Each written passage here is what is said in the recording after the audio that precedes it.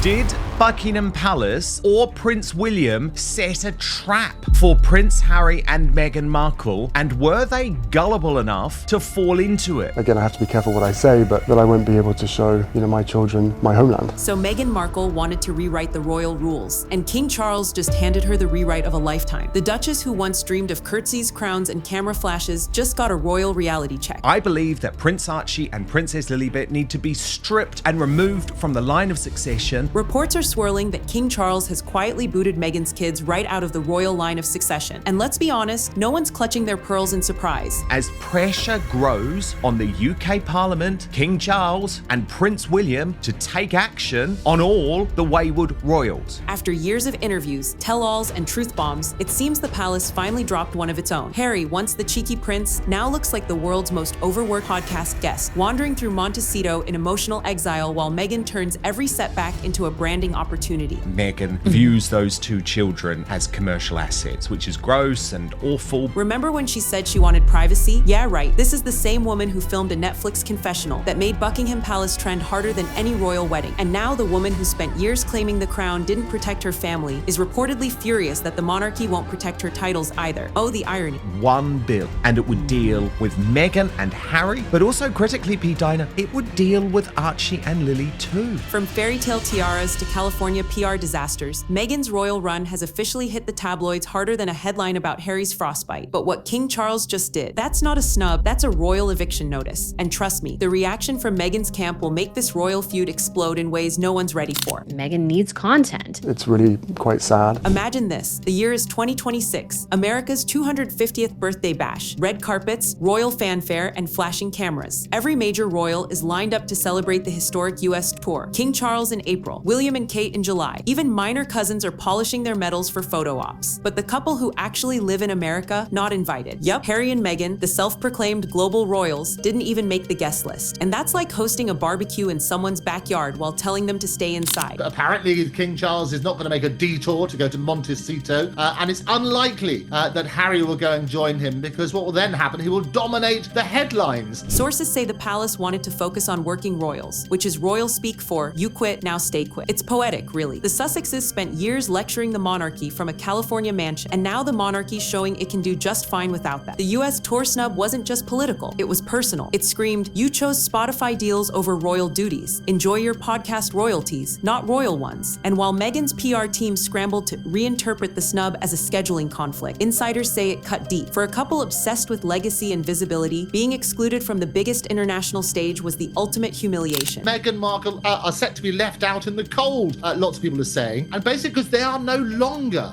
working royals. That's the main sort of reason they're not going to be there. But here's the twist. That public embarrassment was only the beginning, because what King Charles did next didn't just bruise their egos. It shattered Meghan's royal fantasy completely. Once upon a headline, Meghan Markle was Hollywood's feminist fairy tale, the actress who married a prince and promised to modernize the monarchy. Fast forward a few scandals later, and she's now the internet's favorite cautionary meme. The glow of royal glamour, long gone, replaced by hashtags, think pieces, and late-night punchlines. After Netflix and Spotify cut ties, the Duchess tried to rebrand. Lifestyle guru, podcast philosopher, jam jar visionary, you name it, she trademarked it. But every reinvention felt like deja vu. Glossy PR photos, a Tell Your Truth interview, and another round of global eye rolling. Let's not forget the Oprah performance. Oh yeah. What? They What? did what? These people? What? There's a conversation with you with Harry about how dark your baby is going to be? potentially and what that would mean or look like. Ooh, how dark your baby was going It was to be. ridiculous. Critics joked she went from royal duties to royal do-overs. Even US outlets that once worshipped her started pulling back. Harper's Bazaar and People magazine pieces read more like damage control than adoration. Her publicist could spin gold from gossip, but not this time. Every attempt to reclaim the narrative only reminded people why she lost it. Meanwhile, Harry's distant demeanor on red carpets didn't help. He looked less like a doting partner and more like a man calculating how many Montecito mortgage payments it takes to stay relevant. And just when Meghan thought the backlash couldn't get worse, King Charles dropped a decision that turned public ridicule into royal retaliation. Because if the world had stopped laughing at her PR flops, what came next made sure they started again. I can reveal that a secret briefing document has been sent by Buckingham Palace. While Meghan's PR machine was busy putting out fires, King Charles was quietly rewriting royal history, and the ink wasn't even dry before the shockwaves hit Montecito. Insiders claim that behind closed palace doors, newspapers, new modernized guidelines for the line of succession were being discussed. Translation, a polite gold-embossed way to say, Archie and Lilibet are out. The so-called update reportedly focused on active working royals residing in the United Kingdom, which automatically disqualified the Sussex children. Add in the new citizenship and security clauses, and suddenly, those Montecito playdates didn't look so royal anymore. For Meghan, it wasn't about rules. It was about revenge, dressed in royal stationery. She saw the move as Charles drawing a line between the firm and the exiles. It's one thing to slim down the monarchy, it's another to trim off your own grandchildren. And of course, the palace denied everything, calling it routine administrative review. But the timing, too perfect to be coincidence. I think the palace and the machinery of the monarchy needs to take Harry and Meghan more seriously and make sure that Harry and Meghan's antics don't impact the future of the crown. Just months after the US tour snub, this policy shift made one thing clear. Titles and lineage only matter if you play by the palace's rules. To Meghan, it felt less like royal reform and more like a family excommunication in slow motion. But instead of bowing out quietly, she started making phone calls, and those calls would shake the palace walls louder than any Netflix confession ever did. When Meghan Markle gets cornered, she doesn't retreat, she lawyers up. So when whispers spread that King Charles had quietly streamlined the royal bloodline, Meghan reportedly started shopping for attorneys faster than tabloids could print the headline. Legal experts in California, London, and probably any city with a Starbucks and Wi-Fi. Everyone got a call. Her alleged mission? To prove you can't fire someone from a family they married into. Rumors flew that Meghan's team was exploring the 1701 Act of Settlement, the centuries-old law that defines who can sit on the British throne. It's dusty, ancient, and designed for monarchs, not Montecito moms with jam brands. But Meghan allegedly saw it as her new battleground. If the palace wanted to erase her kids from the royal script, she was ready to sue for a rewrite. Prince William will strip his exiled brother Prince Harry's children of their HRH titles when he becomes king. But apparently for me, that doesn't matter. Tabloids had a field day. Some headlines painted her as the Duchess who sued a king, while others mocked her California courtroom fantasy. Meanwhile, Buckingham Palace remained silent, the kind of silence that says we don't even need to respond. To her critics, it looked desperate. To her supporters, defiant. But even Meghan's inner circle admitted one thing. Going toe-to-toe with the monarchy in court is like suing gravity. And while she plotted her next move, one person in her corner was starting to crack under the royal pressure. Because if Meghan was ready for war, Harry was ready for peace. While Meghan was reportedly rallying lawyers like it was royal war, Prince Harry was unraveling behind the scenes. Once the rebellious heart of the monarchy, he now looked like a man stuck in the world's most expensive identity crisis. The prince who once laughed in the tabloids' face was now dodging them in California coffee shops, sunglasses on, smile off, trying to remember if this was the freedom he'd been promised. Sources whispered that Harry hated the idea of dragging the palace into another public circus. He'd already burned bridges with the Oprah special, the Netflix doc, and that tell-all memoir that read more like therapy than literature. Now, another battle, legal this time, felt like throwing gasoline on the ashes. I would have taken the Sussexes.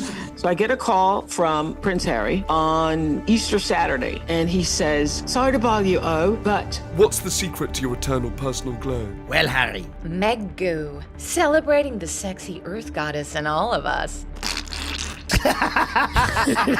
Insiders described growing tension in Montecito. Meghan, fiery and furious, wanted action. Harry, tired and torn, wanted distance. He's exhausted, one source claimed. He traded the palace for peace and got paparazzi instead. Behind closed doors, even friends said he missed home. Not the titles, not the politics, but the simplicity of being just Harry. For Meghan, retreat wasn't an option. But for Harry, every new headline felt like another change. And as Meghan doubled down on her fight against the crown, Harry began to wonder if he'd lost more than royal status. Maybe he'd lost himself, because in this royal storm, the real casualty wasn't the crown, it was the couple themselves. While the world debated Meghan's royal revenge tour, something far colder was unfolding inside Buckingham Palace. A quiet strategy, years in the making, was finally paying off. Royal insiders whispered about Operation Slim Crown, a behind-the-scenes campaign to tighten the monarchy's image and quietly erase its most unpredictable players. Guess who topped that list? The Sussexes. This wasn't some emotional overreaction from King Charles. This was bureaucratic chess. Advisors reportedly convinced him that the only way to modernize the monarchy was to streamline it. Fewer royals, fewer scandals, more control. Meghan entered this world like it was a Hollywood set, assuming she could rewrite the script, center herself in every scene, and edit out anything that didn't fit her narrative. And with Meghan and Harry living halfway across the world, they became the perfect scapegoats. No confrontation needed. Just a few policy adjustments, and their branch of the family tree faded neatly into history. Leaked whispers claimed palace courtiers deliberately timed these moves. After the US tour announcement, after Meghan's latest PR PR push to ensure maximum narrative control. It was royal PR judo, used their own spotlight against them. For years, Meghan believed she was fighting individuals, jealous royals, icy aides. But this wasn't personal. It was institutional. The system had decided she didn't fit the script. And as she scrambled to fight back through lawyers and interviews, the palace didn't need to say a word. Because silence in the royal world isn't weakness, it's strategy. And this time, that silence was deafening. If Meghan thought she could steer the headlines, she was about to find out the headlines had a mind of their own. The media war hit like a tidal wave, and this time, she wasn't winning. British tabloids framed the succession snub as poetic justice, plastering smirking photos of Meghan beside triumphant shots of King Charles. Across the Atlantic, US outlets tried to soften the blow, calling it a misunderstanding or unconfirmed speculation. But the damage was already done. Social media turned brutal overnight. Royal erasure trended for half a day before being replaced by karma for the crown. Meghan just wants to be an Instagram influencer. That has always been her level, always been her drive. Once everything else has been dried up, the kids are next. The kids were always on the docket to be part of the image selling and everything. Even some of Meghan's former celebrity allies quietly unfollowed her accounts. The Hollywood loyalty she once counted on was evaporating faster than her Spotify contract. In desperation, her PR team allegedly pushed exclusive insider stories painting her as the victim of royal retaliation. But the internet wasn't buying it. Comment sections roasted her like a royal roast dinner. She wanted to be a queen, one viral tweet read, but forgot you need a kingdom to rule. Behind the scenes, palace courtiers reportedly smirked. They didn't have to lift a finger. The press was doing their job for them. And just when Meghan thought the media storm had peaked, one reporter dropped a bombshell claim that would take this feud from gossip to full-blown scandal. Because in the royal world, leaks don't happen by accident. They happen on schedule. While Meghan's name dominated the headlines, something far more strategic was unfolding behind the palace gates. According to royal insiders, a confidential meeting, not listed on any public schedule, was held at Clarence House late one evening. Around the table, King Charles, Prince William, and a select few senior advisors. The topic, the future of the monarchy and who belonged in it. The meeting wasn't about emotion, it was about legacy. Reports claim the advisors presented a succession security plan, arguing that the monarchy must be future-proof, meaning only royals who live, serve, and represent the UK should remain in the inner circle. In plain English, Archie and Lilibet, raised in California, didn't make the cut. Buckingham Palace is being pressured to remove Prince Archie and Princess Lilibet from the UK's royal line of succession until the Duchess provides absolute proof that she popped out both babies herself. William allegedly supported the move, calling it necessary for clarity, while Charles reportedly nodded in quiet agreement. No shouting, no drama, just a royal chess move executed with surgical calm. Within weeks, whispers of modernized succession guidelines began to leak right on cue. When Meghan heard, insiders say she was livid, not shocked, furious. She felt betrayed not just as a duchess, but as a mother. One message from a palace contact confirmed her worst fear. It's official. They've closed the door. That's when Meghan made her decision. She wouldn't fade quietly into royal history, because if the palace was playing chess, she was about to flip the whole board. And just like that, the royal fairy tale has come full circle, from crowns and vows to lawyers and lawsuits. Meghan once dreamed of rewriting the royal story, but now the story seems to be rewriting her. The line of succession hasn't just changed on paper, it's changed in legacy, in loyalty, and in love. King Charles's silence speaks louder than any public statement, and Meghan's fury is echoing all the way from Montecito to media headlines. Whether this is a royal power move or a family fallout disguised as policy, one thing's clear, this feud isn't ending anytime soon. The question now isn't who's right, it's who's left. Because when you fight the crown, you don't just risk your title, you risk your family name. But before you go, if you think this was shocking, you have to check out our previous breakdown, where we exposed how Meghan's alleged pregnancy rumors spiraled out of control after Candace Owens dropped unbelievable receipts. It's a scandal that makes today's drama look like a rehearsal. So don't miss it. It's waiting for you right after this one. You're watching Star Spotlight, where fame meets fallout and every headline has a hidden truth. Stay tuned, stay curious, and we'll see you in the next royal storm.